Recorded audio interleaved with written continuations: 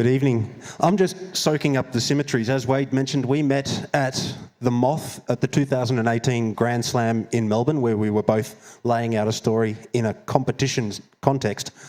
I made it to that Grand Slam through the heats of the Moth, telling a story from the trauma cleaning industry that I'm speaking about tonight.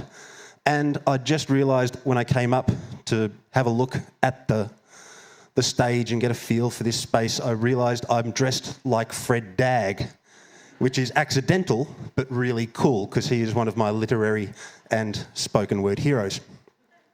So how did a marine ecologist with Antarctic pretensions find himself working in the trauma cleaning industry?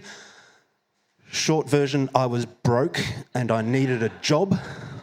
I listened to a podcast, which is another ongoing theme in my narrative, about trauma cleaning. It was an episode of Stuff You Should Know, and it sounded really interesting and really challenging and really lucrative. Turns out it's two of those things. I rang up the local trauma cleaning agency and they needed people and they sounded interested. I turned up, I did a week of trial cleaning. They put you on trial because there's a lot of people can't stomach the things that you see and the things that you smell when you're dealing with unexpected or violent or unattended death. And it turns out I've got a really strong stomach for that.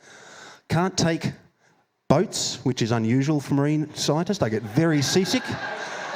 But I can take any amount of foul odour and unsightly mess.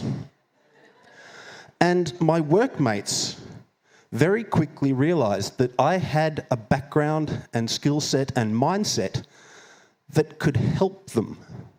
Because I'd grown up in the care of a very smart scientist. My father was a scientist for the CSIRO, setting fire to stuff at Hyatt to do flammability testing. He taught me how to apply a scientific method to the world around me to find answers that went beyond a guess, that went beyond an estimate and gave you an approximation of how the world works. And that's the great thing about science, is it helps you find the shortcuts. You don't need to do trial and error.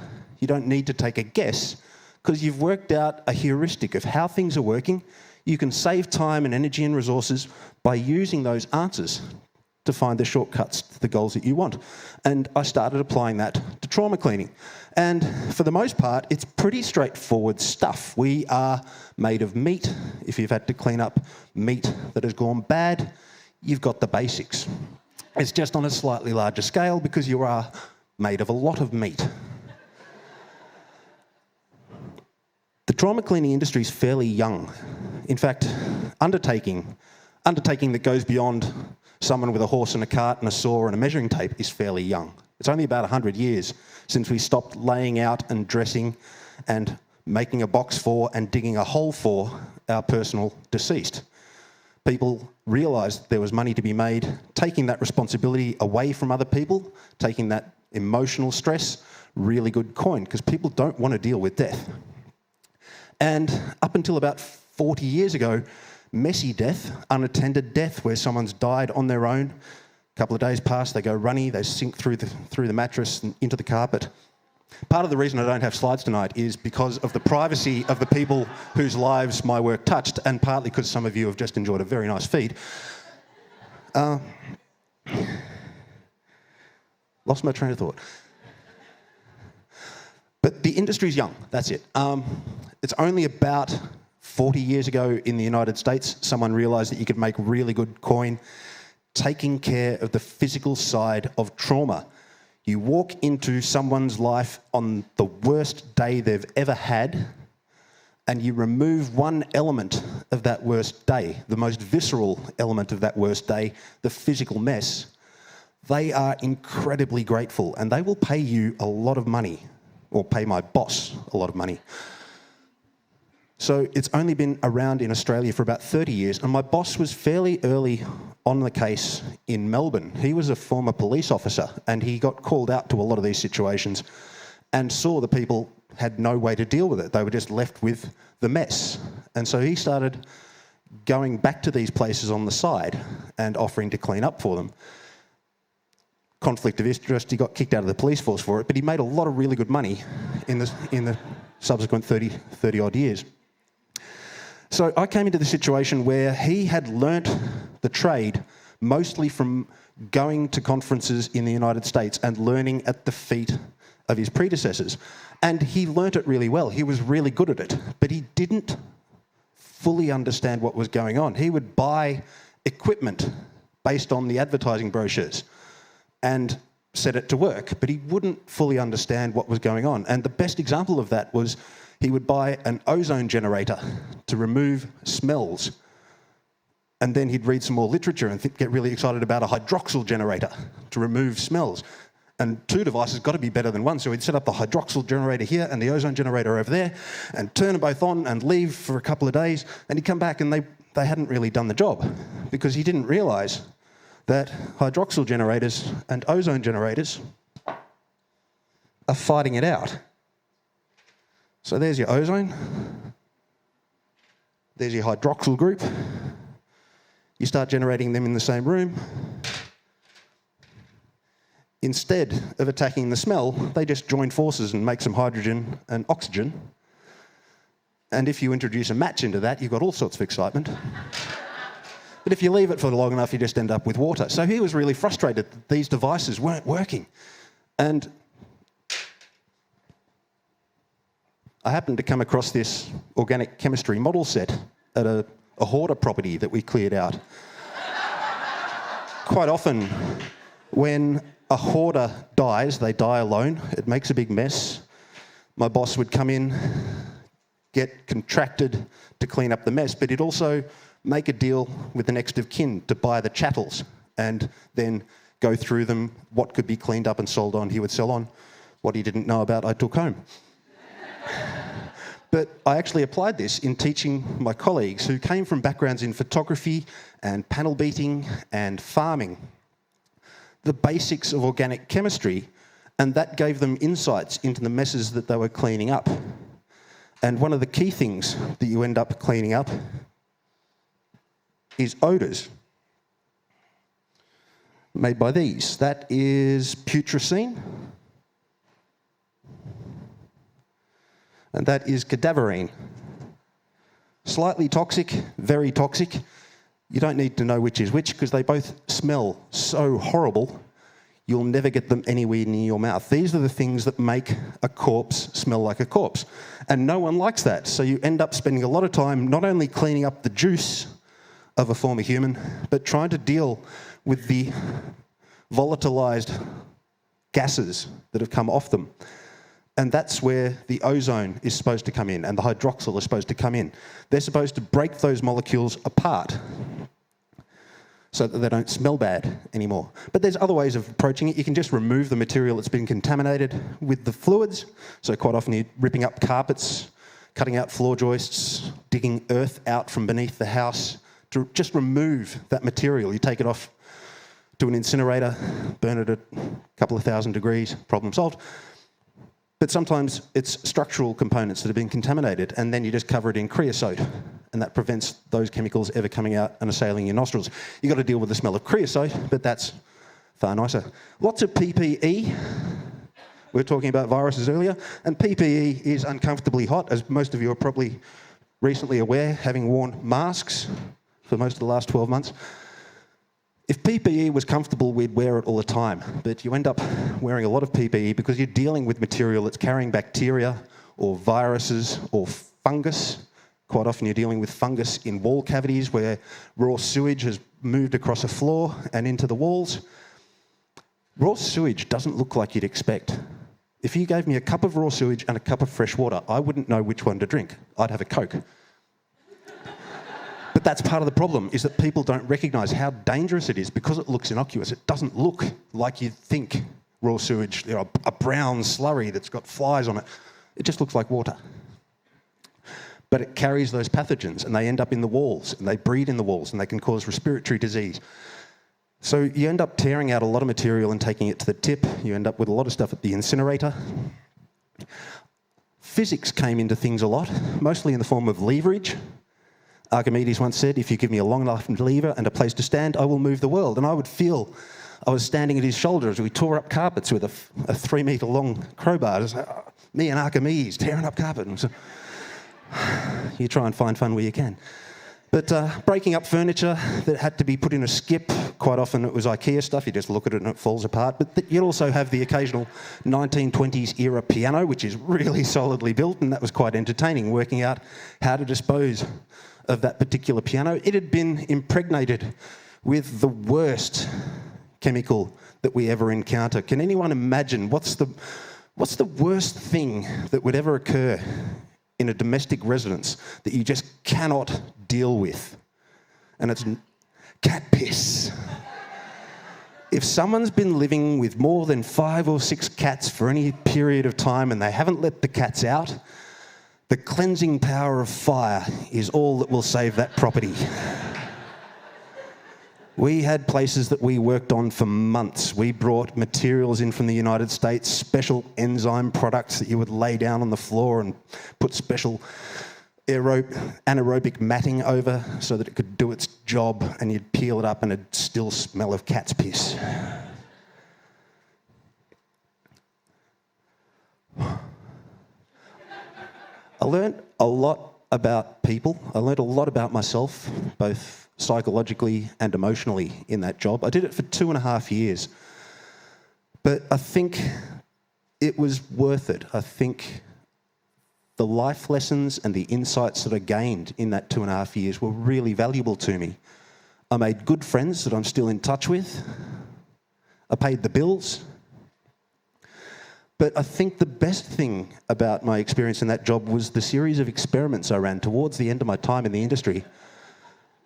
You end up cleaning a lot of prison cells. Prisoners have time on their hands and just enough materials and leverage and electricity to cause problems. And they do. And so quite regularly we'd be called out to the prison facilities to clean up cells and quite often have to take away the mattresses. And my boss had this idea that was a huge waste of resource. Well, my boss had the idea that he could make some money. But I had the idea that was a huge waste of resources, that we were always throwing away these mattresses that are quite expensive. They're very fire retardant. They're very hard to break apart. So I ran a series of tests inspired by my father's career in flammability testing. So there was me with a stopwatch and a video camera and a blowtorch and a bunch of mattresses, having an absolute ball. My data came through, I wrote up my report, I sent it to the boss sent it to the government, and the government said, we don't care. Keep throwing away those mattresses, we don't want to know. But I found my answer. I applied the scientific method, I got my data, I analysed it, I came up with my answer. I know that those mattresses were still fireproof after the cleaning processes that we put them through. So it's part of what I love about training into science, is that it gives you a set of skills that you can use in everyday situations. And I'm trying to instill that so much in my children and the students that I encounter. Just get that grasp of how to apply a scientific mindset and scientific method, and you'll find out which fuel gives your car the best economy, which rubber snake is best at keeping the birds off the tomatoes. Just science as hard as you can every day. You don't need a degree, you don't need a lab coat, you don't need someone paying you to do science. You just need to want to know what's going on, to find the shortcuts, to make things easier. So thank you very much. It's a topic that I've wanted to speak about since I left the industry in 2015.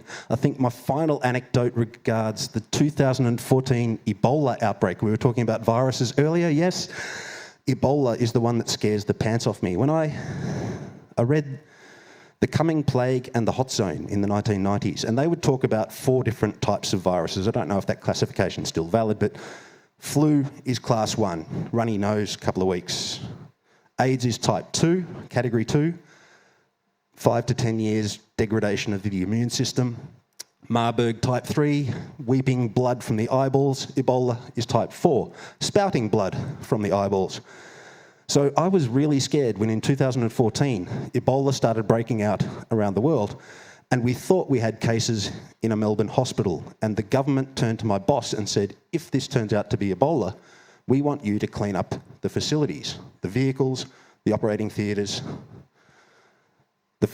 wherever these people have been, we want your staff cleaning up those facilities. And that scared the pants off me, because instead of a pair of gumboots and a paper mask, we were suddenly wearing positive pressure, effectively diving suits with respirators, double gloves, gaffer taped around our wrists, gumboots inside the suit, everything being double bagged and double boxed and sent to the incinerator. And I got young kids, and I freaked out. We did a training exercise with all of the gear and treated one of our rooms at the factory as though it had been contaminated with Ebola.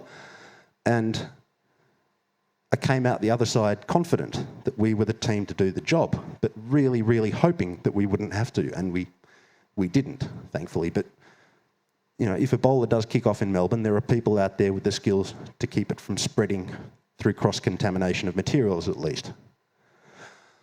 So thank you very much for listening. I seem to have stunned you into silence. I hope I haven't put anyone off their burger.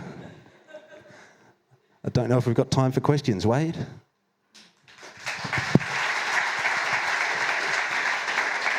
Thank you, Matt. Thank you, Matt. Sorry, Robin. I will never look at a glass of water in the same way again. We'll take some questions. Rob, can we have a little bit of house light so we can make sure we pick those people right at the back?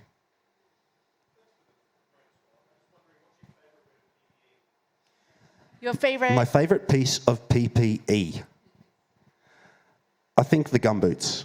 I think I've worn gumboots on dairy farms and fishing boats. I've never worn them with such verve and dedication as in trauma cleaning, because, yeah, you deal with a lot of stuff that you really don't want to be stepping in barefoot.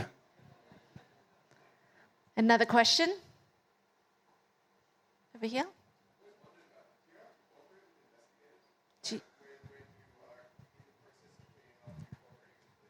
How do you work with the investigators? The investigators have usually left by that point. They won't open a crime scene to our services until they're confident that they've got every skerrick of information that they can.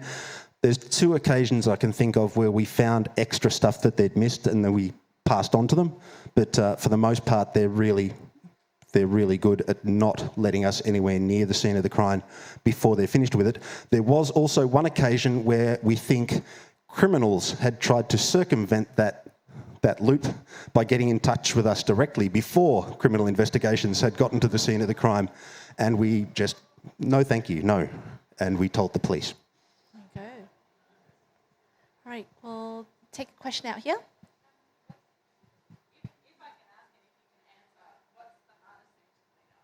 What's the hardest thing to clean up, apart from cat piss? Well, the cat's piss is chemically the hardest.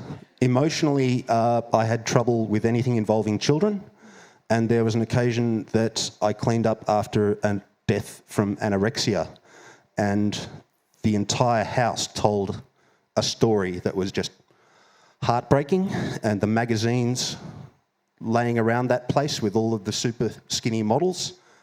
I think if I ever meet the editor, we will have words. We'll take one question at the back.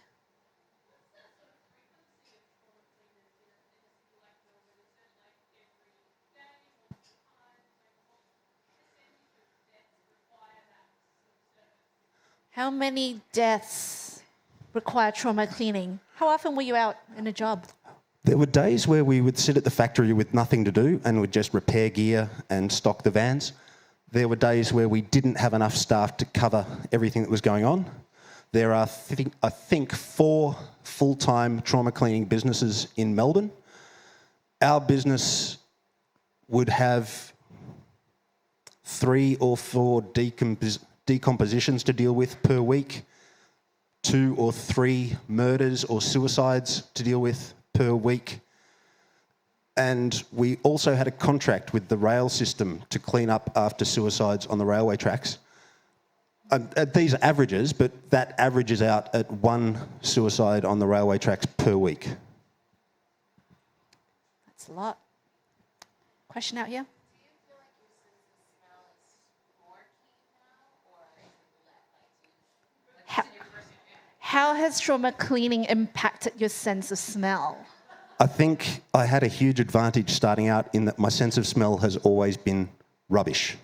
So I think that was a huge starter for 10 for me. So I don't think it diminished, I just think it was rubbish to start with. Terrible if you're selling perfume. Perfect if you're a trauma cleaner. Let's put our hands together. Thank you so much, Matt.